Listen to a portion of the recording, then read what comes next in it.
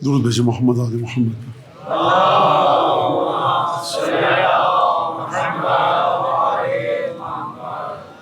اعوذ باللہ من الشیطان الرجیم، بسم اللہ الرحمن الرحیم۔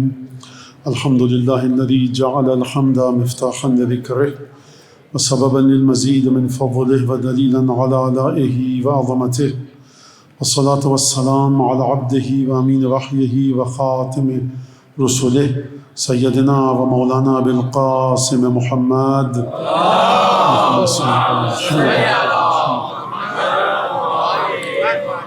وعلى أهل بيته الطيبين الطاهرين الذين أذهب الله عنهم الرجس وطهرهم تطهيرا۔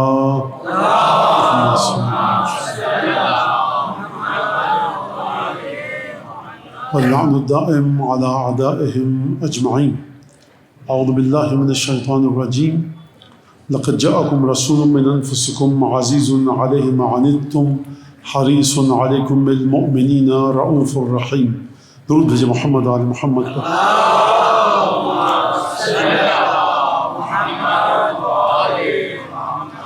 رسالت اور حقیقت امامت کی حقیقت کے عنوان سے رسالت اور حقیقت امامت، دوسری تقریر آپ کے سامنے آج میں یہاں پیش کر رہا ہوں، اور کل آپ لوگوں نے بڑے حوصلے اور ہمت کے ساتھ سنا تمام چیزوں کو، اگرچہ گفتگو تھکا دینے والی تھی، لیکن آپ کے صبر کو داد دیتا ہوں کہ آپ نے بڑے جم کر اور توجہ کے ساتھ سنا، اور کل کی تقریر نے بعد کے آنے والی تقریروں کی بنیادوں کو معین کر دیا۔ دو چار جملوں میں کل کی تقریر، آدم علیہ السلام کو خدا نے خلق کیا، اسما کا علم دیا، کلہا تمام اسما کا، اور اس کے بعد فرشتوں کے سامنے لایا گیا آدم کو۔ آدم کا علم فرشتوں سے کہیں آگے، خدا نے آدم کو اپنا خلیفہ بنایا، سب سے کہا سجدہ کرو، شیطان نے سجدہ نہیں کیا، خدا نے شیطان کو جنت سے باہر نکال دیا۔ سبب کون بنا؟ آدم۔ آدم کے سامنے سجدہ نہیں کیا، شیطان کو تو نکالا آدم کی مخالفت کی وجہ سے۔ اور آدم کو جنت سے کیوں نکالا گیا؟ قرآن مجید نے کہا کہ فَأَزَلَّهُمُ الشَّيْطَانُ، کہ شیطان نے ان کے قدموں کو ڈگمگا دیا، لڑکھڑاہٹ میں مبتلا کر دیا اور پھسل گئے۔ تو اب یہاں پر کل میں نے آپ کے سامنے کہا کہ پہلے طے کر لیں آیات کی روشنی میں کہ نعوذ باللہ معاذ اللہ پروردگار عالم جناب آدم کو کی برائی فرما رہا ہے یہاں پر کہ آدم نعوذ باللہ خاکم بدہن فاسق ہو گئے۔ پروردگار عالم نے جو لفظ استعمال کیا وہ ظلم کا تھا، یعنی آدم اپنی حد سے آگے بڑھے۔ حد سے آگے بڑھنے کی مثال اگر آپ کو سمجھنی ہے تو جا کر دیکھیے، جب جناب موسیٰ علیہ السلام نے ہمارے اور آپ کے بارے میں آقا کے نور کو دیکھا، کہا پروردگار یہ نور کس کا ہے، مجھے دے دے، کہا تمہارے لیے نہیں۔ پھر دیکھا، کہا یہ نور کس کا ہے، مجھے دے دے، کہا یہ آل محمد کے قیام کرنے والے کا ہے۔ 3 دفعہ دیکھا، 3 دفعہ خدا سے مانگا، خدا نے عطا نہیں کیا۔ یعنی میرے الفاظ میں اس نور کی تخلیق میں خدا کی مشیت شامل ہوگی، نور فاطمہ شامل ہوگا، صلب علی شامل ہوگا، 12 اماموں کی نورانیت کا خلاصہ جا کر حجت ابن الحسن العسکری بنیں گے۔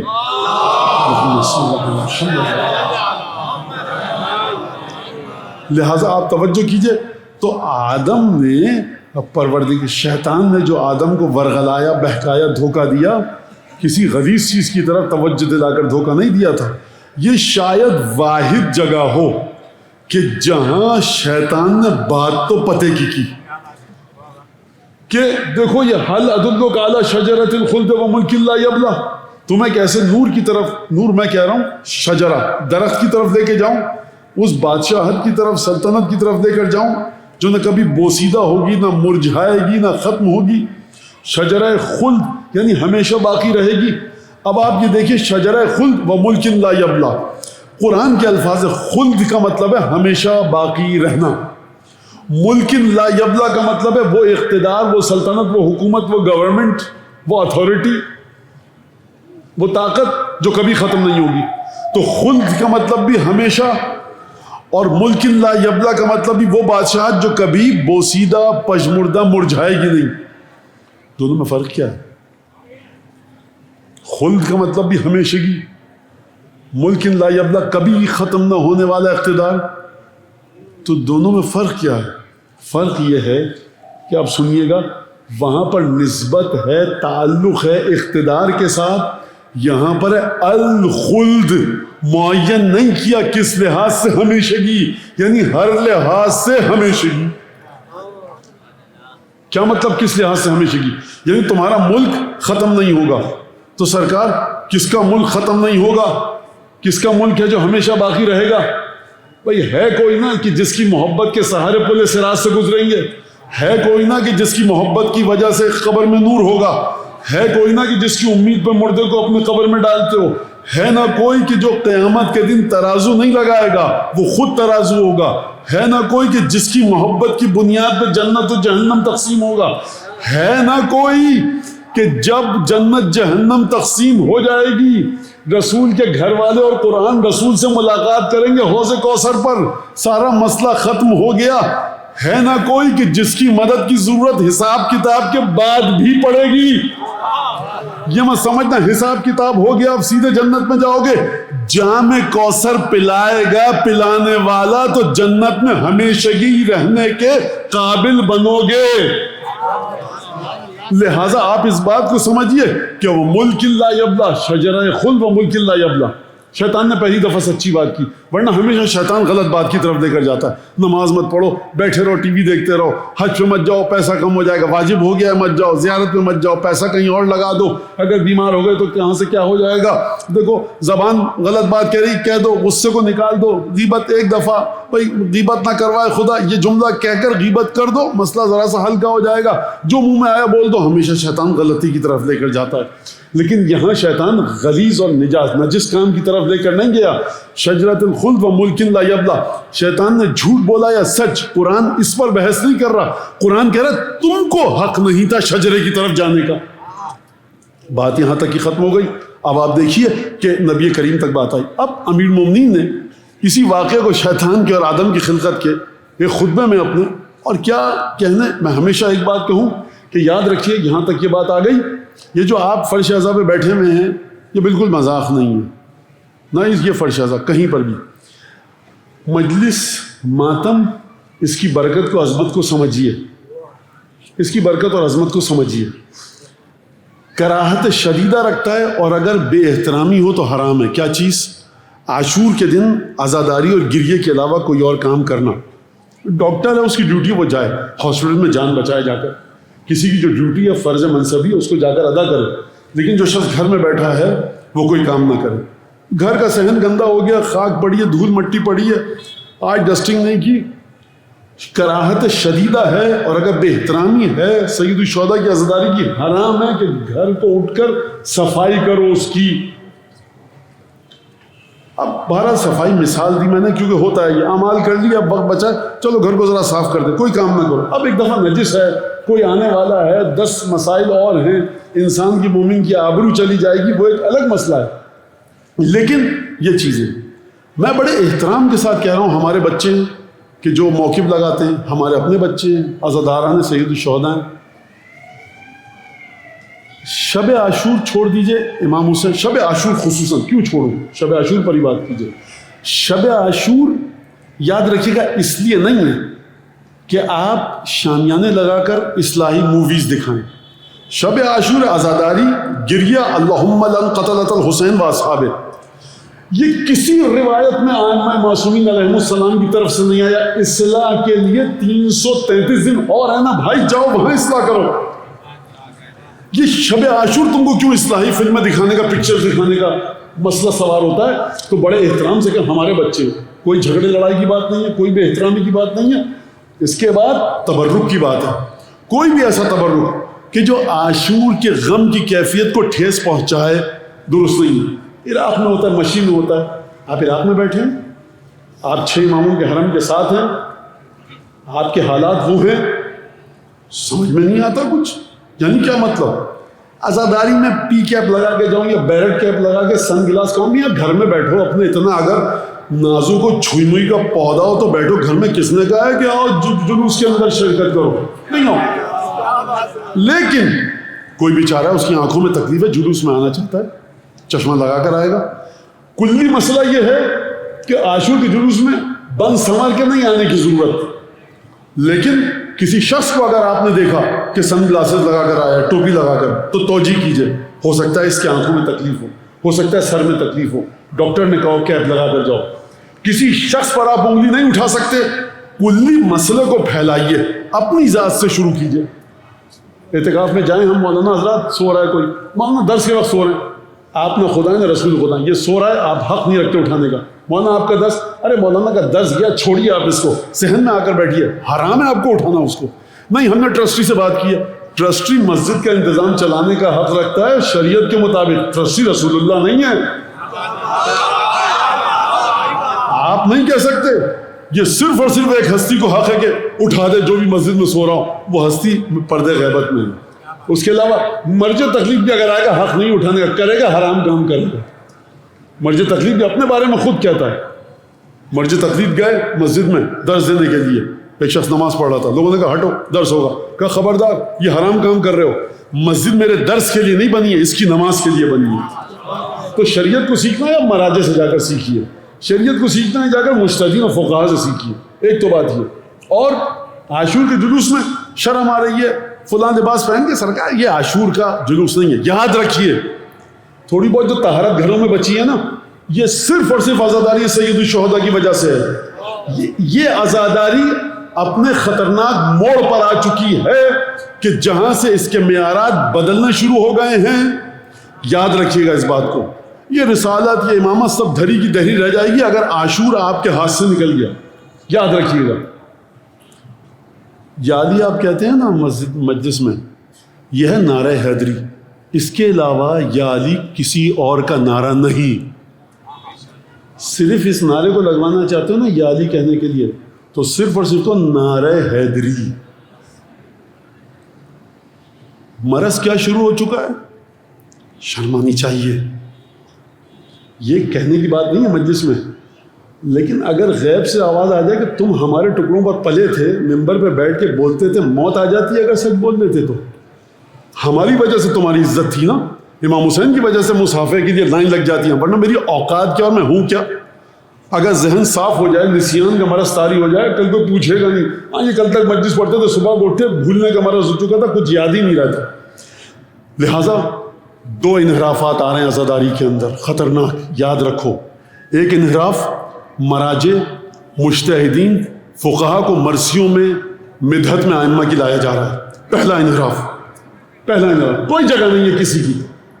آیت اللہ العظمہ بروجردی، کل میں نے کہا شیخ انصاری بائیں قبا میں رکھیں تمام فقہا کو، آج کے دور کے جن کی آپ تقلید کرتے ہیں اور جن کی آپ کے آبا و اجداد تقلید کرتے تھے۔ مولانا آپ نے توہین کی ہے مراجع کی، یہ مجھ سے مت کو نجف جانا، جب مرجع تقلید سے ملنا کہنا ایک مولانا نے کراچی میں یہ کہا کہ تمام قوم اور مراجع کے نجف کو شیخ انصاری بائیں جیب میں رکھے قبا کی، جو تمہارا مرجع تقلید جواب دینا، اگر کہے مولانا نے بالکل صحیح کہا تو پھر تم بھی چپ ہو جانا، اور اگر مولانا نے غلط کہا تو پھر میں بھی کہہ دوں گا بھائی توبہ کرتا ہوں، استغفار کرتا ہوں۔ جا کے اس جملے کی قدر و قیمت میرے مراجع سے پوچھنا، یہاں طے مت کرو پتہ کس کو شیخ انصاری تھا کون۔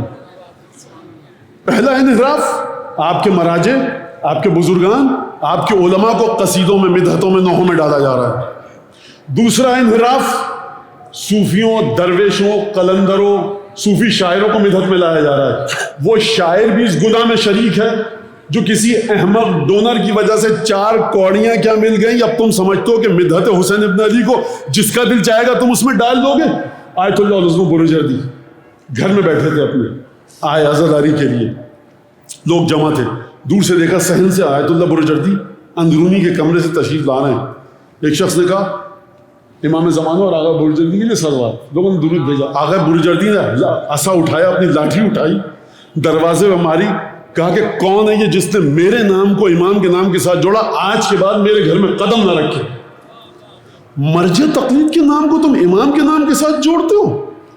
مرجع تقلید امام کے مقابلے میں ہے کون، کس گنتی میں ہے؟ کائنات ایک طرف، یہاں سلمان غلام در اہل بیت، آپ مراجع کی بات کرتے ہیں۔ لہذا دوسری چیز، وہ تمام شعراء شامل ہیں اس گناہ میں جنہوں نے یہ ریت ڈالی، یہ ٹرینڈ سیٹ کیا کہ صوفیوں کا نام ابو الفضل عباس کے برابر میں آئے، درویشوں کا نام مولا حسین کے قصیدے میں آئے. یہ صوفی، یہ درویش سر آنکھوں پر، ان کے قدم ہماری آنکھوں پر، انہوں نے دین پھیلایا. یہ مولا کے چاہنے والے ہیں، یہ مولا کے محب ہیں، انہوں نے مولا کے لیے شعر کہے، بہت بڑی خدمت ہے ان کی. لیکن سرکار آدم نے اس شجرے کی طرف دیکھا، جنت سے نکال دیا. تم کون ہو؟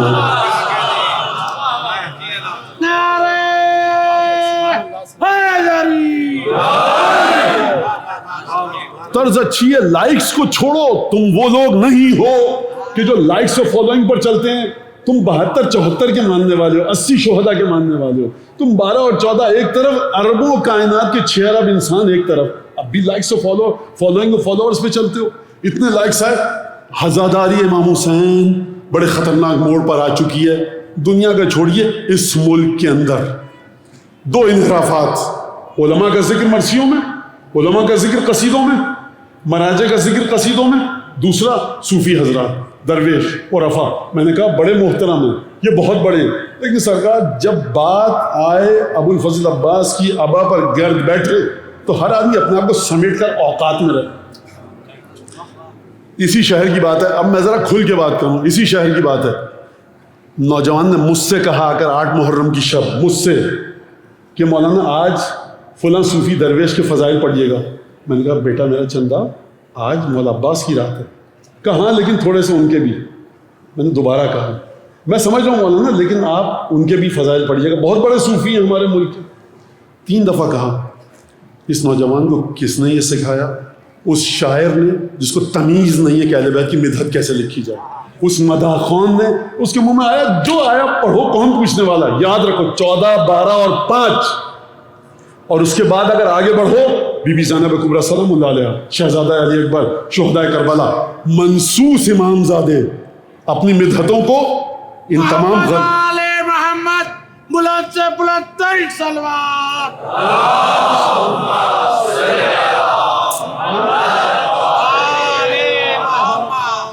ہم نے جو دین لیا ہے سیکھا ہے حدیثوں سے لیا، ہم نے سیرت معصومین سے لیا ہے.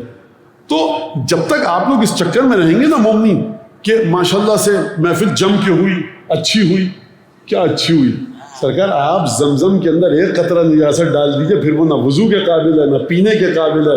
زمزم ہے مولانا، نجاست آ گئی. ایک شیر بھی اگر آ گیا، خالص رکھو اپنی عزاداری کو.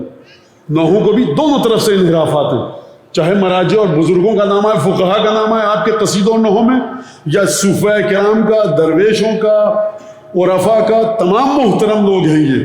لیکن یہاں کو اس سے پاس رکھو. اٹھ کے چلے جائیے. میں نہیں کہہ رہا جھگڑا کیجیے، اٹھ کے چلے جائیے. مت جائیے ایسی محفل میں، مت جائیے ایسی محفل میں. یاد رکھیے. اور میں انشاءاللہ مزید گفتگو اس پر، حضرت عباس علیہ السلام کی شہادت جب مسائل پڑھے جائیں گے اس دن اس کے اوپر تفصیل کے ساتھ گفتگو ہوگی زیارت ابو الفضل عباس کے ضمن میں. لہٰذا آپ توجہ کیجیے اس بات کے اوپر. عزاداری کو خالص رکھیے، متبرک رکھیے. دوسری بات، ایک بیچارہ عزادار کھڑا ہے میلے گندے سے کپڑے پہنے ہوئے، اس کی کوئی عزت نہیں. اس کو دھکا دے دو، گرا دو، ہٹا دو. جو اچھے کپڑے پہن کر اچھی گاڑی سے اترا ہے اس کی عزت کرو. منہ پہ ماری جائے گی ایسی عزاداری. ایک ایک انسان یہاں پر حضرت حجت کا مہمان ہے. ایک ایک عزادار جناب سیدہ کا مہمان ہے. ایک ایک عزادار کو جناب سیدہ اپنے دفتر میں سب کرتی ہے.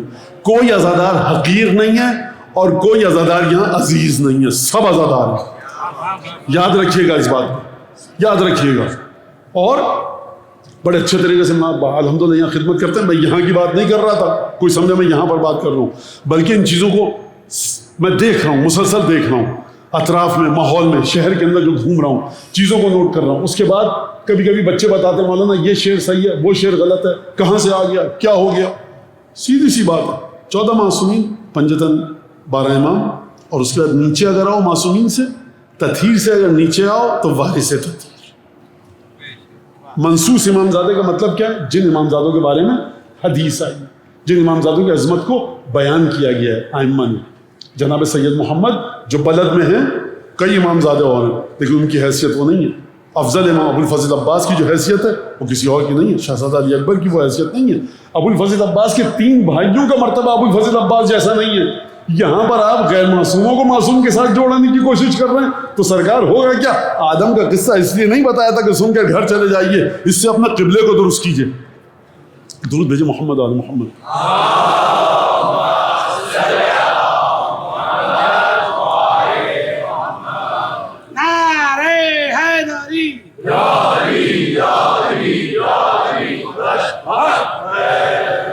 لہذا اس نوجوان نے جس نے مجھ سے آ کر کہا کہ وہ تو ٹھیک ہے لیکن ان کے بھی فضائل ہیں، اس بزرگ صوفی کے جو قابل احترام ہے، وہ بزرگ صوفی قابل احترام ہے، لیکن آپ دیکھیں کہ اس سے میں کہہ رہا ہوں کہ آج مولا عباس اس کے منہ پر تالا لگ جانا چاہیے تھا کہ مولا عباس کا نام آنے کے بعد، لیکن تب بھی اصرار کر رہا ہے۔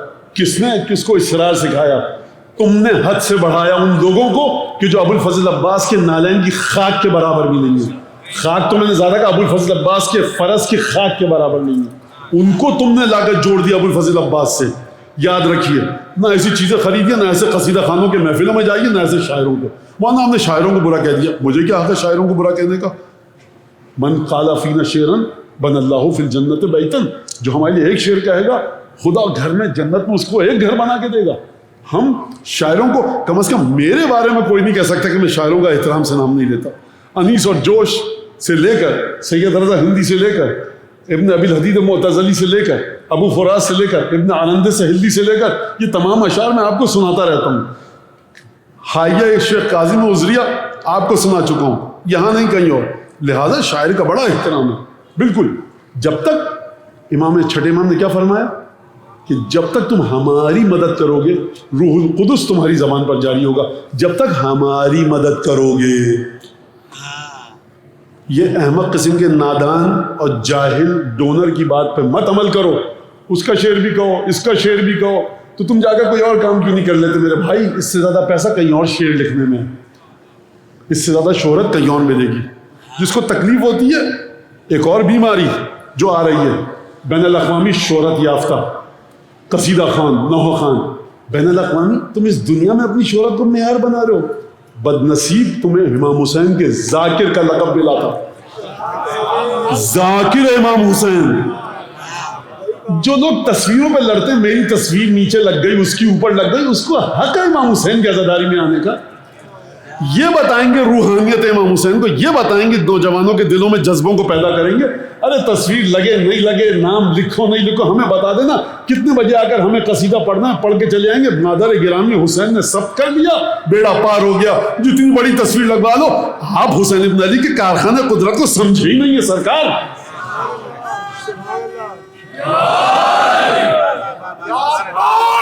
علمدار اونچا تیرا جھنڈا، منکروں کے سروں پہ ڈنڈا، نعرہ حیدری۔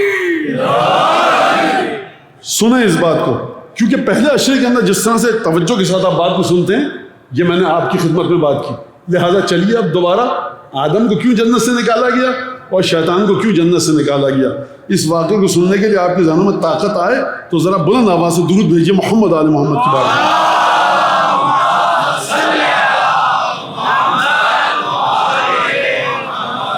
بیچارہ کوئی بچہ تھا محبت کرنے والا، کہنا مولانا ویسی باتیں کر رہے ہیں، آپ کے خلاف وہ بول دے گا، یہ بول دے گا۔ بول دو بھائی، کس نے روکا ہے تم کو؟ میری بات واضح ہے، اس بات کی تصدیق اس شہر میں کسی سے مت کرواؤ، جا کر نجف قم میں کروانا۔ عجیب نجاست آ چکی ہے، عجیب غلاظت آ چکی ہے۔ آپ ایک نوحہ نہیں سن سکتے، آپ ایک قصیدہ نہیں سن سکتے، کہیں نہ کہیں آڑی ترچی کوئی بات آ رہی ہے۔ بہت سے ایسے شعراء ہیں، بہت سے ایسے قصیدہ خان ہیں جو بڑے اچھے قصیدے پڑھ رہے ہیں، بڑے اچھے اشعار لکھ رہے ہیں، اس میں کوئی شک نہیں، لیکن اس چیز کو رکنا چاہیے۔ انیس کے زمانے میں اس سے زیادہ عروج تھا بزرگوں کا، کہیں دکھتا ہے انیس نے کسی کی بات کی ہو؟ مرثیے میں کسی نواب کا ذکر لائے انیس؟ یہی وجہ ہے کہ زور لگا لیں بر صغیر کے تمام شعراء مل کر، انیس کی طرح کے 2 بند نہیں لکھ سکتے، 200 بند لکھ، زندہ نہیں رہ سکتے وہ بند۔ انیس اگر نہ ہو اردو مرثیہ مر جائے۔ بہرحال تو بات یہ ہو رہی تھی کہ پروردگار عالم نے آدم کو بھی نکالا جنت سے، شیطان کو بھی نکالا۔ امیر المومنین نے خطبہ دیا اس سلسلے میں۔ وہ خطبہ کیا ہے؟ اب ہمیں رسالت اور حقیقت امامت پر گفتگو ہے۔ تو رسالت کس کی؟ نبی کریم کی۔ اس سے پہلے جناب آدم کی رسالت کو سمجھیے، کس طرح سے سمجھے؟ فرمایا کہ دیکھو جب آدم کو نکالا گیا، امیر المومنین خطبہ دے رہے، فرمایا الحمدللہ الذی لبس العز والکبریاء واختارهما لنفسه وجعلهما حما وحرما على غيره واصطفاهما لجلاله۔ امیر المومنین کے جملے ہیں خدا کے بارے میں، یعنی اس خدا کے بارے میں کہ امیر المومنین کو سوائے اس خدا اور رسول خدا کے کوئی نہیں پہچان پائے. خوب توجہ سے سنیے گا امیر المومنین کیا فرما رہے ہیں. الحمدللہ الذی لبس العز والکبریاء فاختارهما لنفسه وجعلهما حما وحرما على غيره واصطفاهما لجلاله وجعل اللعنة على من نازعه فيهما. مولا فرماتے ہیں حمد اس خدا کی کہ جس نے لباس عزت اور کبریائی کو اوڑھ لیا. لباس عزت اور کبریائی کے لباس کو خدا نے اوڑھ لیا. اور پھر فرمایا واختارہما لنفسہ، اور عزت اور کبریائی کے لباس کو اپنے لیے پسند کر لیا. وجعلہما حما وحرما علی غیرہ، اور عزت اور کبریائی کو خدا نے اپنے علاوہ ہر ایک کے لیے ممنوع علاقہ قرار دے دیا. واصطفاہما لجلالہ، خدا نے عزت اور کبریائی کو اپنے جلال کے لیے منتخب کر لیا. جلال کا مطلب کیا؟ ہمارے جب کوئی غصے میں آ جائے کہ بڑے جلال میں ہیں، یعنی کیا مطلب جلال کے لیے منتخب کر لیا؟ یعنی اگر تم نے خدا کی عزت اور کبریائی کو ٹھیس پہنچانے کی کوشش کی تو خدا پھر رحمت اور کریمی کے ساتھ تمہارے سامنے نہیں آئے گا، بلکہ عذاب اور انتقام کے ساتھ آئے گا. جعلہما حما وحرما علی غیرہ واصطفاہما لجلالہ وجعل اللعنۃ علی من نازعہما فیہ، اور اپنی لعنت کو خدا نے رکھ دیا. اپنی لعنت کو خدا نے رکھ دیا کس پر؟ کہ جو خدا کے ساتھ خدا کی عزت اور کبریائی میں آ کر جھگڑا کرے، تنازع کرے، منازعہ کرے. اب پہلا سوال میرا یہ کہ پروردگار عالم کا بدن نہیں ہے، بدن سے ماورا ہے، بدن کی ضرورت نہیں ہے، دکھائی نہیں دیتا. مولا فرمانے عزت اور کبریائی کا لباس اوڑھا. تو اگر دکھائی نہیں دیتا، جسم نہیں ہے، تو عزت اور کبریائی کا لباس اوڑھا تو کیسے اوڑھا؟ علی ابن ابی طالب ہیں، سمجھنا پڑے گا جملوں کو کہ خدا نے وہ لباس اوڑھا کہ جس لباس کے بعد عزت اور کبریائی اس بلند مقام پر پہنچ گئی کہ کسی کی آنکھیں اس کو دیکھ نہیں سکتی. یہ وہ لباس نہیں ہے کہ جس کو پہن کر کسی کو دیکھا جا سکے. یہ لباس عزت و کبریائی ہے کہ جب خدا نے اوڑھ لیا تو اب نگاہوں سے اوجھل ہو جائے گا، کسی کو دکھائی نہیں دے گا. اور اپنی لعنت کو خدا نے رکھ دیا، یعنی خدا لعنت کرے گا نہیں جو اس کی عزت و کبریائی میں آ کر دخل دے گا، بلکہ خدا نے ازل سے لعنت کو رکھ دیا کس پر؟ جو اس کی عزت و کبریائی میں آ کر دخل دے. اور پھر خداوند تبارک و تعالیٰ نے ملائکہ کو مخاطب کرتے ہوئے فرمایا وَهُوَ عَالِمٌ بِمُزْمَرَاتِ الْغُیُوبِ وَمَحْجُوبَاتِ الْغُیُوبِ بِمُزْمَرَاتِ الْقُلُوبِ وَمَحْجُوبَاتِ الْغُیُوبِ. خدا نے مخاطب کیا ملائکہ کو، جبکہ خدا دلوں کے حال جانتا ہے. لَيَمِيزَ الْمُتَوَاضِعِينَ مِنْهُمْ الْمُسْتَكْبِرِينَ، تاکہ ملائکہ کے درمیان سے امتحان لے کر سب کے سامنے واضح ہو جائے کہ کون ان میں تکبر کرتا ہے اور کون میری بات کو مانتا ہے. لہٰذا خدا نے سورہ ہجر کی آیات کو امیر المومنین نے پڑھا ہے کہ انی خالق بشرا من صلصال من حمأ مسنون، میں کھنکتی ہوئی مٹی سے ایک بشر کو بنانے والا ہوں. فَإِذَا سَوَّيْتُهُ وَنَفَخْتُ فِيهِ مِن رُوحِی، جب میں نے اس کو اچھے طریقے سے بنا لیا اور اپنی روح پھونک دی. فَقَعُوا لَهُ سَاجِدِينَ، تو سجدے میں گر جانا. فَسَجَدَ الْمَلَائِکَةُ كُلُّهُمْ أَجْمَعُونَ إِلَّا إِبْلِیسَ، ملائکہ نے ابلیس کے علاوہ سب نے سجدہ کر لیا. کل یہ گفتگو گزری ہے نا، اشارہ ہوا ہے نا اس پر، یاد ہے آپ کو کہ نہیں ہے؟ پھر پروردگار نے پوچھا کہ مالکا، کیا ہوا تجھے؟ ابا ان یکون مع الساجدین، سجدہ کرنے والوں کے ساتھ نہیں تھا. خلقتنی من نار وخلقتہ من طین، مجھے مٹی سے بنایا، اس کو آگ سے بنایا. یہاں پر مولا کائنات نے یہ اس جملے کو پڑھا، آیات کو پڑھا سورہ ہجر کی، اور پھر اس کے بعد فرمایا شیطان کے بارے میں کہ شیطان نے کیا کیا؟ فافتخر علی آدم، شیطان نے آدم کے سامنے آ کر افتخار کیا. کس وجہ سے افتخار کیا؟ اس وجہ سے افتخار کیا اپنے وجود کے ذریعے کہ میرا درجہ آدم سے بلند ہے. وَتَعَصَّبَ عَلَيْهِ لِأَصْلِهِ، اور اپنی بنیاد کو دیکھتے ہوئے دیکھا کہ میں آگ سے بنا ہوں، لہٰذا متعصب ہو گیا، آدم کے سامنے آ کر غرور کیا. مولانا نے جملہ بڑا اہم استعمال کیا. دیکھو اصل کیا تھی شیطان کی؟ آگ. آدم کی اصل کیا تھی؟ مٹی. شیطان نے اپنی اصل کو دیکھا آگ، آدم کی حقیقت کو دیکھا مٹی. مٹی میں تاریکی ہے، مٹی میں حیات نہیں ہے، مٹی میں جمود ہے، مٹی میں حرکت نہیں ہے، روشنی نہیں ہے. آگ میں حرکت بھی ہے، حیات بھی ہے، روشنی بھی ہے۔ شیطان نے دیکھا اپنی اصل کو، آدم کی اصل کو، کہا کہ انا خیر منہ۔ امام حسن مجتبیٰ فرماتے ہیں اگر مٹی میں چھپی ہوئی استعداد کو دیکھ لیتا، اپنی نگاہوں سے دیکھا دھوکہ کھا گیا، خدا کی نگاہوں سے دیکھتا، سویتہ ونفخت فیہ من روحی، میں نے اپنے ہاتھوں سے بنایا ہے، اپنی روح پھونکی ہے، تسویہ کے مقام پر لایا ہوں، اس مقام پر آ کر آدم کے پتلے کو بہترین بنایا ہے، فقعوا لہ ساجدین، میں سجدہ کرنے کا حکم دے رہا ہوں۔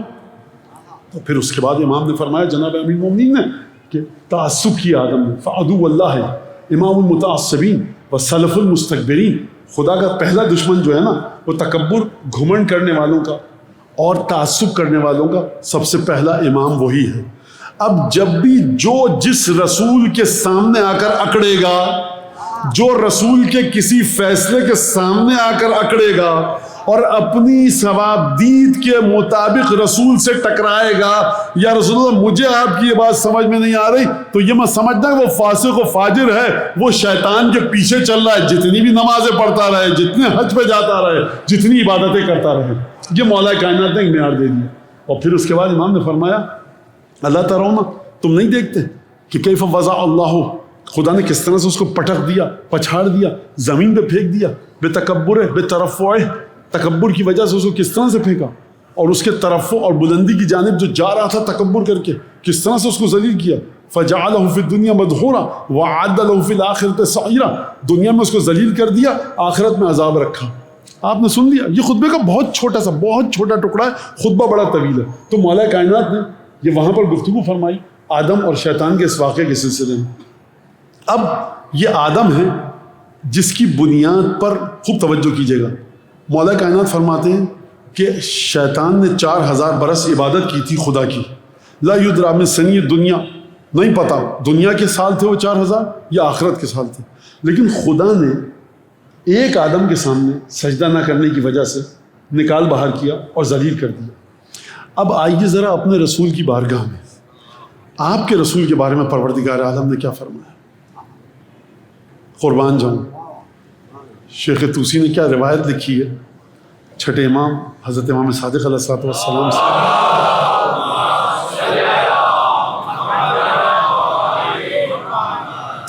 کہ خدا نے سلیمان اور داؤد کے بارے میں کہا، ھذا عطاؤنا فمنن او امسک بغیر حساب۔ اب یہاں سے آپ کے اور ہمارے رسول خدا صلی اللہ علیہ وآلہ وسلم کے بارے میں گفتگو چلے گی۔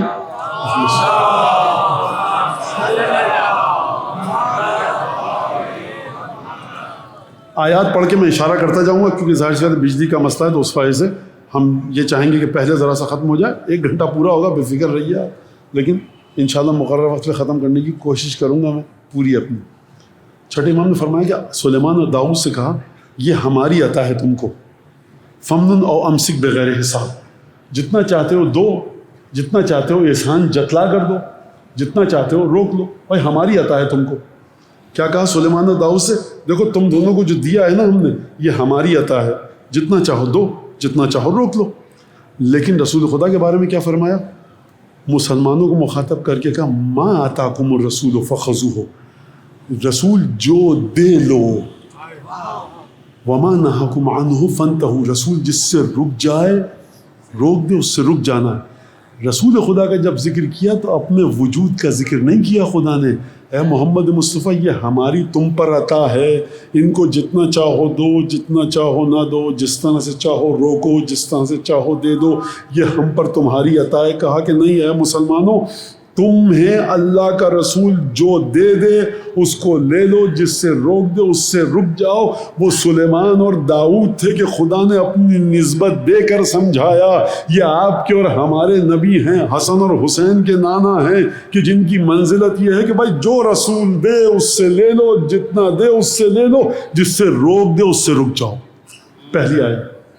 دوسری آیت سورہ اعراف میں کیا فرمایا؟ درود بھیجے محمد آل محمد۔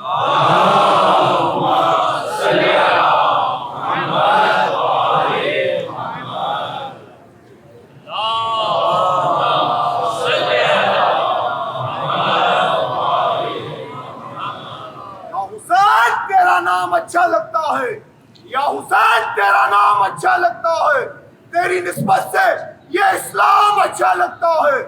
लोग कहते हैं हमें काफिर, तेरे इश्क में तो ये इल्जाम भी अच्छा लगता है। नारे हैदरी। रसूल खुदा के बारे में क्या फरमाया? अल्लज़ी, वो रसूल यजिदूनहु मक्तूबन इंदहुम फित तौरात वल इंजील, कि जिसके ज़िक्र को सूरह आराफ की 157वीं आयत, 156 और 157, उस रसूल के बारे में कि जिसका ज़िक्र तौरात और इंजील में है। उसकी खुसूसियत क्या है? उसकी खुसूसियत ये है कि वो रसूल आएगा यामुरुहुम बिल मारूफ व यनहाहुम अनिल मुनकर और युहल्लिलु लहुमुत तय्यिबात व युहर्रिमु अलैहिमुल खबाइस व यदअु अन्हुम इस्रहुम वल अगलाल अल्लती कानत अलैहिम, कि उस खुसूसियत उस रसूल की ये है कि वो आएगा जिसका तौरात और इंजील में ज़िक्र है।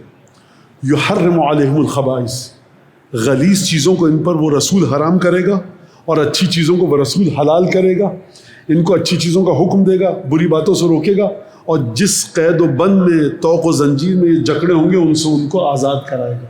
परवरदिगार, ये जो तेरा रसूल आकर हराम और हलाल करेगा, ये तेरा हुक्म है या रसूल का? खुदा का जवाब आएगा मेरा। तो परवरदिगार निस्बत दे रहा है रसूल की तरफ। आपने तवज्जो की कि जब रसूलुल्लाह का जिक्र आए तो परवरदिगार अपने आप को पीछे हटाकर रसूल के जिक्र को आगे बढ़ाता है। यही माना है उस आयत का, व रफ़अना लका ज़िक्रक, हबीब हमने तुम्हारे जिक्र को बुलंद कर दिया। ये एक माना है। और फिर उसके बाद क्या फरमाया? नमाज की इबादत। ये आप सुन चुके हैं तमाम आयत, मुझे आपके जहन को एक जगह लेकर जाना है, इसलिए मैं ये आयत पढ़ रहा हूँ, वरना आप बखूबी वाकिफ़ हैं इन तमाम आयत से। हबीब सयक़ुलु सुफ़हाउ मिनन्नास मा वल्लाहुम अन क़िब्लतिहिम अल्लती कानू अलैहा क़ुल लिल्लाहिल मशरिक़ु वल मग़रिब। हबीब, बहुत से अहमक कहेंगे कि ये क्या हो गया, मुसलमानों ने नमाज के दौरान अपना क़िबला बदल दिया। सयक़ुलु सुफ़हाउ मिनन्नास मा वल्लाहुम अन क़िब्लतिहिम अल्लती कानू अलैहा। हबीब, क़द नरा तक़ल्लुब वजहिका फ़िस्समा, हमने देखा कि तुम आसमान की तरफ बार बार देख रहे हो। हबीब ने दुआ नहीं की, बार बार देखा। फ़लनुवल्लियका क़िब्लतन तर्ज़ाहा, हम तुम्हें उस क़िबले की तरफ फेर देंगे जो तुमको खुश कर दे। नमाज है इबादत खुदा की। मुसलमान नमाज पढ़ता है खुदा को खुश करने, और खुदा मुसलमानों को क़िबले की तरफ रुख करवा रहा है रसूल को खुश करने के लिए। तो सरकार, जिस रसूल की खुशी खुदा को अजीज़ हो, वो रसूल आदम के बराबर है, वो मूसा और ईसा के बराबर है, वो याकूब और यूनुस के बराबर है। फ़लनुवल्लियन्नका क़िब्लतन तर्ज़ाहा। फिर उसके बाद क्या फरमाया? तमाम के तमाम रसूलों के बारे में, किसी रसूल के बारे में आपको ये आयत नहीं मिलेगी जो आप दसियों दफ़ा सुन चुके हैं। वलसौफ़ युअतीका रब्बुका फ़तर्ज़ा, हम तुम्हें हबीब इतना देंगे कि तुम राज़ी हो जाओ। मुसलसल रसूल की रज़ायत, रसूल की मर्ज़ी। और उसके बाद फिर क्या फरमाया? जब एक दफ़ा वो मकाम आया रसूल की रिसालत का, तो क्या फरमाया परवरदिगार आलम ने? सुब्हानल्लज़ी अस्रा बिअब्दिही लैलन मिनल मस्जिदिल हराम इलल मस्जिदिल अक़सा अल्लज़ी बारकना हौलहू। पाक है वो ज़ात कि जो एक रात में, मुख्तसर तर्जुमा, एक रात में अपने बंदे को मेराज पे ले गई। मेराज का वाक़या सबको पता। सुब्हानल्लज़ी अस्रा बिअब्दिही लैलन मिनल मस्जिदिल हराम इलल मस्जिदिल अक़सा अल्लज़ी बारकना हौलहू लिनुरियहु मिन आयातिना। परवरदिगार, नमाज तेरे हबीब के सदक़े में, क़िबला तेरे हबीब के सदक़े में, तेरी अता तेरे हबीब के सदक़े में। सूरह निसा और सूरह तौबा में तो परवरदिगार आलम ने अजीब कमाल कर दिया। इमाम सादिक़ अलैहिस्सलाम के पास कोई साहब आकर खाना खा रहे थे। इमाम ने खाना ख़त्म किया, कहा कि खुदा की हम शुक्र खुदा का, और ये वो है जो हमें अल्लाह और उसके रसूल ने दिया। कहा, ये आपने अल्लाह के साथ रसूल को शरीक क्यों कर दिया? एतराज़ इल्मी था, लेकिन उससे किया कि जिसके पास इल्म इलाही था। कहा कि तो कुरान में मौजूद है। कहा कुरान में कहा तुमने नहीं पढ़ा सूरह निसा में? वमा नक़िमु इल्ला अग़नाहुमुल्लाहु मिन फ़ज़लिही इल्ला अन अग़नाहुमुल्लाह, कि ये नाराज़ नहीं होते इस बात पर मगर इस पर कि खुदा इनको गनी कर दे अपने फ़ज़ल से, और रसूल अपने फ़ज़ल से गनी कर दे। खुदा कुरान में अपने नाम के साथ अपने रसूल के नाम को जोड़ रहा है और ये कह रहा है कि बेनियाज हो जाओगे جب اللہ تمہیں اپنے فضل سے دے، رسول تمہیں اپنے فضل سے دے۔ رسول کے پاس اپنا کچھ نہیں ہے، سب خدا کا دیا ہوا ہے، لیکن ہمارا اور آپ کا رسول اللہ کی منزلت یہ ہے کہ جو اللہ نے رسول خدا کو دیا ہے وہاں پر پروردگار عالم نے رسول خدا کو مختار کل اس طرح سے کیا ہے کہ اپنے ذکر کو بھی پیچھے ہٹا کر مالک کل رسول کو بنا دیا ہے۔ یہ قرآن میں کسی کے ساتھ پروردگار عالم نے نہیں کیا۔ عجیب مرحلے پر یہ فکر ہے کہ پروردگار اپنے فضل کا ذکر جدا کر رہا ہے علیحدہ اور رسول کے فضل کا ذکر جدا کر رہا ہے، یہاں تک کہ پروردگار عالم اب اپنی بندگی کے طور پر، عبودیت کے طور پر لے کر جا رہا ہے کہاں پر رسول خدا کو؟ شب معراج سبحان الذی اسری بعبدہ لے کر گیا۔ کہاں پر؟ شب معراج، ایک رات میں۔ کس مقام پر؟ سورہ والنجم اذا ہوا ما ضل صاحبکم وما غوی۔ کیا فرما رہا ہے پروردگار وہاں پر؟ ثم دنا فتدلی فکان قاب قوسین او ادنی۔ نزدیک ہوئے یہاں تک کہ اب دو کمانوں کا فاصلہ رہ گیا۔ کتنی قربت بڑی، مجھے یہ سب چیزیں سمجھ میں نہیں آتی، میری اوقات نہیں ہے کہ میں اس پر اس سے زیادہ گفتگو کروں۔ علماء ایک بات بیان فرماتے ہیں، وہ یہ کہتے ہیں، تھوڑا سا حوصلہ کر کے سن لینا اس اصطلاح کو۔ ایک ہے واجب الوجود، ایک ہے ممکن الوجود۔ یہ علماء نے لکھا۔ ممکن الوجود کا مطلب کیا؟ جس کا وجود دوسرے کا محتاج ہے۔ خدا کا محتاج ہے ہمارا وجود۔ واجب الوجود خدا، وہ کسی کا محتاج نہیں ہے۔ تو رسول ممکن الوجود ہے یا واجب الوجود ہے؟ علماء کہتے ہیں وجوب اور امکان کی درمیانی حد ہے رسول اللہ، یعنی واجب الوجود سے لے کر ممکن الوجود کو دینے والے کا نام ہے محمد مصطفیٰ۔ یعنی جو عالم غیب سے عطا کو لے اور آپ کو عالم ظاہر میں دے، اس کا نام ہے محمد مصطفیٰ۔ تو اس محمد مصطفیٰ صلی اللہ علیہ وآلہ وسلم میں نبی کریم میں دو خصوصیتیں ہونی چاہیے۔ ایک تو مقام اتنا بلند ہو کہ مسلسل عالم غیب سے رابطے میں رہے، مقام الوہیت سے اس رابطے میں رہے کہ جہاں کوئی رسول نہیں پہنچ سکا، اور دوسرے تمام بنی بشر کی عادات اور اطوار صلاحیتوں کو جانتا ہو کہ وہاں سے کتنا لے کر کس کو کتنا دینا ہے۔ اسے کہتے ہیں سرحد وجوب و امکان۔ رسول خدا عطا فرمانا ہے، قرآن میں فرما رہا ہے پروردگار عالم اللہ اپنے فضل سے دے گا، رسول اپنے فضل سے دے گا۔ تو ایک دفعہ معراج پر لے کر چلا گیا پروردگار عالم، اور تمام منزلوں سے گزرتے گئے، جنت جہنم۔ یہ جنت جہنم کی ہم گفتگو سنتے ہیں کہ پروردگار عالم نے بلایا، رسول خدا نے کیا کیا دیکھا۔ یہ اس اگلے مرحلے کے مقابلے میں کہ جہاں پر رسول خدا اور اب میں کہوں نور الہی تھا، ذات واجب تھی، پروردگار عالم تھا، کوئی نہ تھا، کوئی فرشتہ نہ تھا، کیا لفظ استعمال کروں مجھے نہیں پتا۔ تو جنت جہنم کو جو دیکھا وہ بڑا سہل مقام تھا، وہ بڑا آسان مقام تھا۔ جب رسول خدا تھے اور کوئی نہ تھا پروردگار عالم کی بارگاہ میں، وہاں پر جو گفتگو ہوئی وہ اس سے بھی زیادہ عجیب ہے۔ کہا کہ جبرائیل تم میرے ساتھ نہیں آؤ گے؟ کہا لو دنوت المنۃ لاحترقت، اگر کچھ انگوش برابر بھی آگے بڑھ جاؤں تو میں فنا ہو جاؤں گا، برباد ہو جاؤں گا، آگے نہیں آ سکتا۔ مزاج خدا بڑا عجیب ہے۔ شیطان سے کہا آدم کو سجدہ کر، نہیں کیا، باہر نکل جا۔ آدم سے کہا دیکھو وہاں تک مت جانا، علم اسما پورا ہے، تمہارے سامنے تمام فرشتے گر گئے۔ پروردگار ایک ذرا سا درخت ایک جان دیکھتے تھے، آدم کیا مسئلہ ہو گیا؟ خدا کہے گا ہماری ہر ایک کے درجات معین ہیں، کوئی اپنے حد سے آگے نہیں بڑھ سکتا۔ تو آدم کو نکالا گیا اس شجرے کے پاس جانے کی وجہ سے، شیطان کو نکالا گیا آدم کی مخالفت کی وجہ سے۔ عجیب بات ہے رسول خدا کی کہ جہاں جبریل کی پہنچ نہ ہو وہاں تک رسول خدا کو پروردگار لے کر گیا، کہ جہاں پر خدا نے قرآن میں فرمایا فَأَوْحَى إِلَىٰ عَبْدِهِ مَا أَوْحَىٰ، وہ وحی کر دی خدا نے اپنے بندے پر جو وحی کرنی تھی۔ یعنی وہ جو چیزیں تھیں وہ لفظوں کے سانچے میں نہیں آ سکتی تھیں۔ اب آپ نے توجہ کی کہ آدم کی حیثیت کہاں پر ہے؟ علم اسما آ گیا، لیکن شجرے کے پاس گئے، جنت سے نکال دیا گیا۔ اور ہمارے اور آپ کے رسول گرامی اسلام رسول اللہ صلی اللہ علیہ وآلہ وسلم کا مرتبہ یہ ہے کہ آپ کو وہاں لے کر جایا گیا کہ جہاں سوائے انوار و تجلیات ربانی کے کوئی نہیں ہے۔ تو اب آپ اس رسول کی رسالت کا تعین کیسے کریں گے؟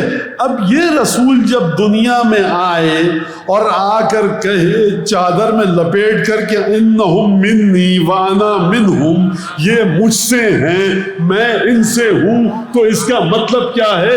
اس کا مطلب یہ ہے کہ آپ ان 5 کے بارے میں اپنے ذہن کے آنے بانے لڑانا چھوڑ دیجئے۔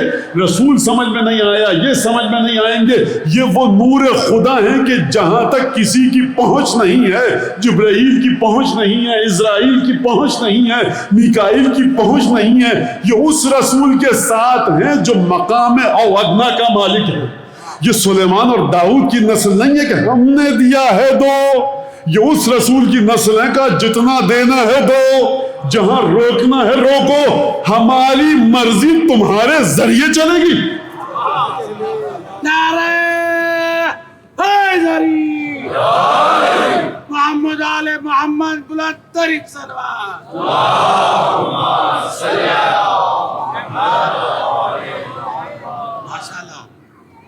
دبیر نے مرزا دبیر نے کچھ شعر کہیں، خورشید مبیں خال ضیابار ہے کس کا؟ خورشید سورج یہ کس کے رخسار کا تل ہے؟ خورشید مبیں خال ضیابار ہے کس کا؟ اتنی روشنی دے رہا ہے کچھ نہیں ہے، یہ کسی کے رخسار مبارک کا ایک تل ہے۔ فردوس بری گلشن رخسار ہے کس کا؟ یہ جو جنت سجی ہوئی ہے پوری، یہ کس کے چہرے کے صدقے میں ہے؟ یہ ایک رخسار کا کسی کے صدقہ ہے یہ جنت پوری تم جس میں جاؤ گے۔ عیسیٰ جسے کہتے ہیں وہ بیمار ہے کس کا؟ عیسیٰ حیات بانٹتے ہیں لیکن خود کسی کے عشق میں اتنا گرفتار ہیں کہ بیمار ہو چکے ہیں۔ داماد وسیع حیدر کرار ہے کس کا؟ نعرہ حیدری،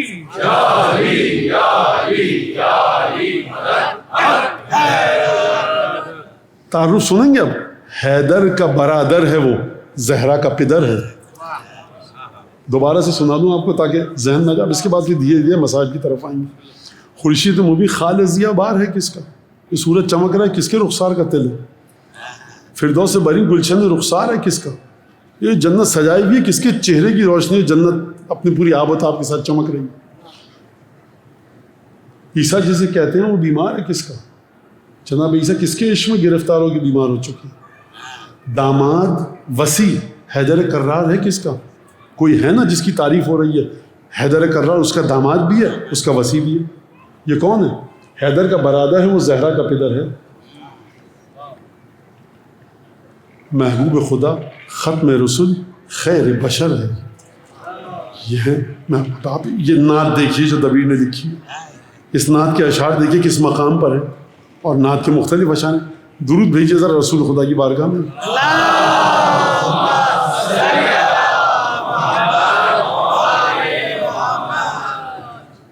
لہٰذا عزیزان گرامی، اس رسالت کی حقیقت کو اگر ہم اس طرح سے سمجھیں، اب جب بات آئے گی کہ رسول خدا اس طرح سے تھے تو تب جا کر سمجھ میں آئے گا کہ نفس رسول کس مقام پر ہے، روح رسول کس مقام پر ہے۔ یہ میں نفس رسول اس معنوں میں بات نہیں کر رہا کہ جو آپ کہہ رہے ہیں کہ ہمارا نفس یہ کہتا ہے، ہمارا نفس یہ کہتا ہے۔ میں یہ اس نفس رسول کی بات کر رہا ہوں جس کو آیا مباہلہ میں خدا نے رسول کا نفس کہا ہے، خدا نے رسول کی جان کہا ہے۔ تو یہ ہے رسول، اس رسول کی ہے جان۔ تو جب رسول ایسا ہے تو نفس رسول کس مقام پر ہوگا؟ بس یہیں سے پوری تقریر کا سلسلہ معین ہو گیا کہ رسالت اور حقیقت امامت آخر ہے کیا۔ یعنی فَأَوْحَىٰ إِلَىٰ عَبْدِهِ مَا أَوْحَىٰ، یعنی اللہ نے وحی کر دی جو وحی کرنی تھی اپنے بندے پر۔ کیا وحی کی؟ کسی کو کچھ نہیں پتا۔ کس طرح سے کی؟ کسی کو کچھ نہیں پتا۔ وہ ہے کس کے پاس؟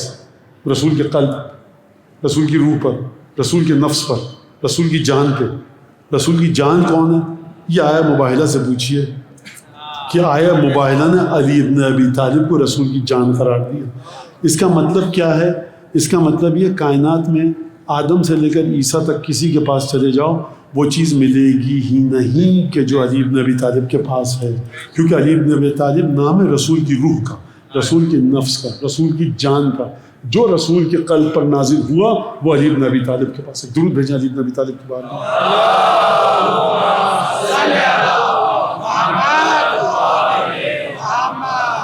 لہٰذا آج 2 محرم ہے اور معمولاً جو ذکر ہوتا ہے وہ سید الشہداء کے اس صحابی کا ہوتا ہے جو صبح عاشور سید الشہداء سے آ کر متصل ہوا اور ملحق ہوا. جب حسین بن علی منزل ذو حسن کے پاس سے گزرے تو اصحاب نے کہا کہ تکبیر کی آواز بلند کی. اصحاب سے پوچھا گیا, کہا کہ کھجور کے ہم درخت دیکھ رہے ہیں, یہاں نخلستان ہے. کہا کہ یہاں کوئی نخلستان نہیں ہے, ہم آتے جاتے رہتے ہیں, یہاں پر کوئی نخلستان نہیں. جب قریب آیا مزید منظر تو دیکھا کوئی لشکر ہے جو آ رہا ہے, ہتھیار بند ہے, نیزوں کے ساتھ ہے, جس کو نخلستان سمجھ رہے تھے. وہ نیزے اور گھوڑے تھے. امام نے حکم دیا کہ اس پہاڑی کے پاس چلو تاکہ دشمن پیچھے سے حملہ نہ کر سکے اور ہم پہاڑی کے ساتھ اس سامنے سے مقابلہ کریں. جب نزدیک آیا تو دیکھا ہر کا لشکر, راستہ بھٹک چکے تھے, پانی ختم ہو چکا تھا. پچھلی منزل پر امام حسین نے حکم دیا تھا کہ جتنی مشکیزیں اور برتن ہیں پانی کے وہ بھر لو. حکم دیا کہ جانوروں تک کے سامنے پانی کو رکھو اور ان کو پانی پلاؤ. اور حکم دیا, روایت کے اندر یہ تاریخ میں ہے کہ جب تک گھوڑے اور اونٹ 3 دفعہ منہ ڈال کر پانی نہ پی لیں کسی جانور کے سامنے سے پانی مت ہٹانا. یہ فاطمہ زہرا کے بیٹے کا کرم ہے. خون فاطمہ زہرا کی تاثیر دیکھنی ہے, شیر فاطمہ زہرا کی تاثیر دیکھنی ہے تو دیکھو کہ مجبور انسان کو اگر کوئی انسان اس کی مدد کس طرح سے کرے, سمجھ جاؤ کہ فاطمہ کے بچے ہیں, یہ فاطمہ کی اولاد ہیں. اور جب مجبوری میں کوئی آ کر نہر پر بچوں اور خواتین پر پانی بند کر دے, سمجھ جانا کسی نجس شجرے کی پیداوار ہے. یہ فاطمہ زہرا کے گھرانے کی طہارت ہے. بے بس اور بےکس اور لاچار انسانوں کی جس طرح سے خاندان مدد کرتا ہے کوئی اور مدد نہیں کرتا. پانی پلایا گیا. علی ابن طعان محاربی کہتا ہے کہ میں بہت پیچھے رہ گیا تھا, دیر سے پہنچا اور نقاہت کی وجہ سے نہ میرا اونٹ چل پا رہا تھا, سواری کا جانور, میرے ہاتھوں پہ تھرتھری تاری تھی. حسین ابن علی کھڑے تھے, میں نے پانی پینا چاہا, میرے ہاتھ کپ کپائے, مشکیزے کا منہ کھل گیا, پانی بھل بھل بہنے لگا, میں نہیں پی سکا. امام حسین نے فرمایا ان خراویہ, مشکیزے کے منہ کو ٹیڑھا کرو تاکہ پانی نکلے. میں تب بھی نہیں سمجھ پایا. پھر امام حسین آگے بڑھے اور اس کو بھائی کہہ کر مخاطب کیا اور اپنے ہاتھ سے پانی پلایا. جب سب پانی پی چکے, اذان کا وقت ہوا, اذان دی گئی. مولا نے فرمایا تصلی مع اصحابک ہم تصلی معنا, اپنے اصحاب کے ساتھ الگ جماعت کرو گے یا ہمارے پیچھے نماز پڑھو گے. مولا نے یہ نہیں کہا تم ہمارے پیچھے نماز پڑھو گے یا ہم تمہارے پیچھے. رسول کا بیٹا کائنات میں کسی کے پیچھے نماز نہیں پڑھ سکتا سوائے رسول اللہ کے, یا اپنے پدر بزرگوار کے, یا اپنے برادر بزرگوار کے. جو رسول کے بیٹوں کو اپنے پیچھے نماز پڑھنے پر مجبور کرے, نہ اس کی نماز قبول نہ اس کی عبادت قبول, اور سیدھا منہ کے بل جہنم میں ڈالا جائے گا. جب رسول کی روح حسین ہے تو مجھ میں جرأت ہے کہ میں کہوں حسین تم میرے پیچھے نماز پڑھو. کہا کہ تصلی مع اصحابک ہم تصلی معنا, کہا کہ بل نصلی معک, آپ کے پیچھے نماز پڑھیں گے. نماز پڑھی گئی. حر کے ساتھی بیٹھے, امام حسین نے خطبہ دیا, تیار کیا اپنے اصحاب کو کہ ہم موت کی جانب جا رہے ہیں, اب واپسی کا راستہ نہیں اور ہم جائیں گے, ہم سب شہید ہو جائیں گے. خطبہ ختم ہوا, سامان سفر کو ناقوں پر مرکبوں پر رکھا گیا. فاعترضه حر بن یزید الریاحی, مقتل کے الفاظ ہیں, حر حسین کے سامنے آ گئے. کہا ثقلت کا امک, تیری ماں تیرے غم میں روئے, تو میرے راستے کو روک رہا ہے. حر نے جواب دیا کہ لو کان غیرک من العرب ذکر امی بالثقل لذکرت امہ بالثقل, اگر عرب میں کوئی اور میری ماں کا نام اس طرح سے لیتا کہ تیری ماں تیرے غم میں روئے تو میں اس کے ساتھ اس کو یہی جواب دیتا. لیکن میں کیا کروں, آپ کی مادر گرامی فاطمہ ہے, لا یسعنا, یہ ہمارے لیے ممکن ہی نہیں کہ جب فاطمہ کا نام آئے تو ہم سوائے درود اور سلام کے کوئی بات کہہ سکیں.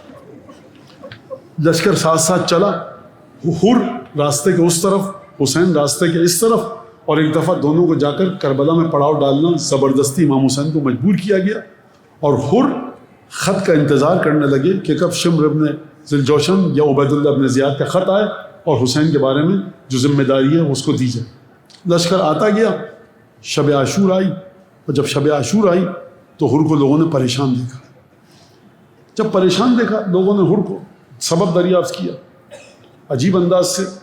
حر نے کہا کہ اگر حسین نے بیعت نہیں کی کیا کرو گے؟ کہا کہ قتل کر دیں گے. کہا کہ فرزند رسول خدا کو قتل کرو گے؟ کہا کہ ہاں. 4000 تیر اندازوں پر حر سالار بنے تھے، کمانڈر بنے تھے. اس کے باوجود ایک عجیب گھبراہٹ. صبح عاشور ہوئی. ایک دفعہ حر نے اپنے بیٹے، بھائی، بھتیجے، غلام کو ساتھ لیا. 5 لوگ آئے حر ابن یزید ریاحی امام حسین علیہ السلام کے سامنے. اور ایک دفعہ حر نے ایک عجیب جملہ کہا، انا الذی عربت بنات رسول اللہ هل الی توبۃ من سبیل. حسین توبہ کا کوئی راستہ ہے؟ حر تم نے گناہ کیا کیا ہے؟ مولا میں نے گناہ یہ کیا کہ میں نے رسول کی بیٹیوں کے دلوں کو دہلایا ہے. جانتے ہیں حر نے کیوں جملہ کہا؟ جب 1000 سوار آئیں گے اور ان کے گھوڑوں کی ٹاپوں سے زمین ہلے گی اور دھمک ہوگی، تلواروں اور زروں کی جھنجھناہٹ جائے گی، تو سکینہ اور رقیہ اور جناب زینب کے دل دہل گئے تھے. جناب فروا، جناب رباب اور جناب فضہ کا دل دہلا، حسین کی بچیوں کا دل دہلا. ان کو بڑا افسوس ہے. ہاتھ بندھے ہیں مولا، مجھے توبہ کی کوئی سبیل ہے؟ ایک دفعہ لگتا یہ ہے کہ حسین نے ہاتھ کھولے ہوں گے، شاید گلے سے لگایا ہو. کہا مولا سب سے پہلا گناہ گار میں ہوں نا، اجازت دیجیے کہ سب سے پہلے قربانی دوں. حسین نے اجازت دی. حر نے جا کر جنگ کی. جنگ کرتے کرتے ایک دفعہ زخم لگے، گھوڑے سے زمین پر گرے. حر کے لاشوں کو لے کر آیا گیا. حسین ابن علی نے کیا خاطر تواضع کی مہمان کی کہ پیشانی مبارک پر اپنے ہاتھ سے فاطمہ زہرا کا رومال باندھا. حر چلے گئے، شہید ہو گئے. حسین نے بڑے احترام کے ساتھ لا کر جنازے کو گنج شہیدہ میں رکھا. بس ایک دفعہ شام غریبہ کا اندھیرا چھایا. لشکر اشقیاء کو بچیوں نے دیکھا کہ گھوڑوں پر سوار دوڑتے آ رہے ہیں، ہاتھوں میں مشالیں ہیں. یہ آ کیوں رہے ہیں؟ ایک دفعہ خیموں پر مشالیں پھینکی گئی، خیموں میں آگ لگی، گھوڑوں کی ٹاپوں سے زمین لرز رہی ہے. حسین کی مظلوم بیٹیاں صحرا میں دوڑ رہی ہیں. میں کہوں گا حر کاش شام غریبہ میں ہوتے. وہ صبح عاشور تھی، تم نے کہا میں نے سیدانیوں کے دلوں کو دہلایا. کاش حر تم شام غریبہ میں ہوتے تو دیکھتے کہ رسول کی بیٹیاں جلتے ہوئے خیموں میں ایک سے دوسرے خیمے میں، دوسرے سے تیسرے.